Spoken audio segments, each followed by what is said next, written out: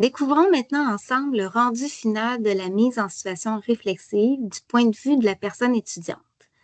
Lorsque la personne étudiante va ouvrir le fichier, préalablement enregistré en PPSX, ce dernier va s'ouvrir directement en mode diaporama. La page titre va s'afficher. Sur celle-ci, on retrouve une consigne qui précise à la personne étudiante que le journal audio va être nécessaire pour réaliser l'exercice. Donc, la personne étudiante clique sur la flèche rouge ici de navigation pour tourner la page. La personne étudiante arrive au premier moment clé de la mise en situation réflexive où elle écoute la personne enseignante raconter la mise en situation en cliquant sur le porte-voix situé dans la bulle de conversation.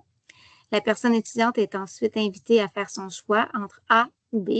Elle clique sur la lettre typographique pour l'amener au prochain moment clé. Cliquons sur A. La personne étudiante arrive au second moment clé.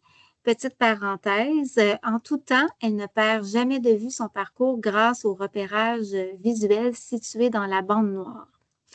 Dans ce second moment clé, la personne étudiante écoute la personne enseignante lui demander d'expliquer à voix haute son choix. Ensuite, elle quitte le fichier de la mise en situation réflexive pour aller dans le journal audio et y enregistrer sa réflexion. Une fois terminée, elle revient sur le parcours qu'elle avait choisi, A ou B. Comme vous le savez, PowerPoint ne garde pas en mémoire les clics effectués, donc il faut refaire le chemin. Puis, elle poursuit en cliquant sur la flèche rouge qui l'amène au troisième moment clé. La personne étudiante arrive dans le troisième moment clé où la personne enseignante lui partage la rétroaction.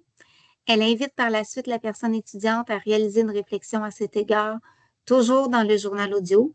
Donc, celle-ci doit de nouveau quitter le fichier de la mise en situation réflexive pour aller enregistrer sa réflexion dans le journal audio. Lorsqu'elle a terminé, elle revient pour découvrir la conclusion. La conclusion, comme vous le savez, est la même, peu importe l'option choisie.